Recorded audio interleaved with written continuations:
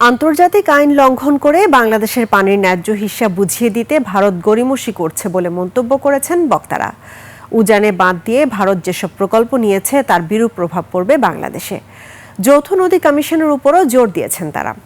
বিস্তারিত হাকিম মাহির রিপোর্টে। ওয়ালটন এখন দেশের সীমানা পেরিয়ে পৌঁছে গিয়েছে 50টিরও বেশি দেশে। ওয়ালটন, ঘরে ঘরে বিশ্বজুড়ে। জাতীয় প্রেস ক্লাবে বাংলাদেশের পানি সংকট এবং অভিন্ন নদীর ন্যায্য হিস্যা নিয়ে মতবিনিময় সভা।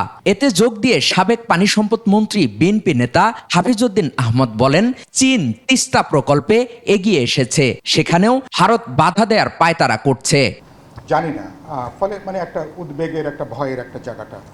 অর্থনীতিবিদ আনু মোহাম্মদ বলেন, ভারতের বাঁধ কেন্দ্রিক যে উন্নয়ন হচ্ছে তার বলি হচ্ছে বাংলাদেশ।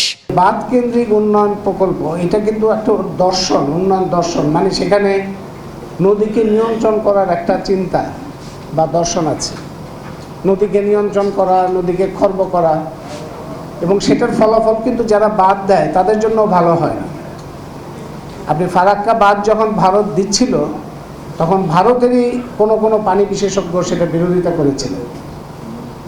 করেছিলেন এই যুক্তিতে যে ফারাক্কা বাঁধ যদি হয় তাহলে ফারাক্কা বাঁধের উজানে অন্যান্য যে অঞ্চল আছে তাদের জন্য আলটিমেটলি আখেরে ক্ষতিকর হবে। উজানের পানি প্রত্যাহার ভারতের ধারাবাহিক অন্যায় বলে মনে করেন ওয়ার্কার্স পার্টির সাধারণ সম্পাদক সাইফুল হক।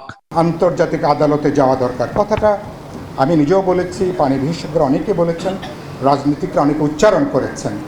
কিন্তু ভারত যেটা তারা অপরাধ তারা সংগঠিত তারা করছে।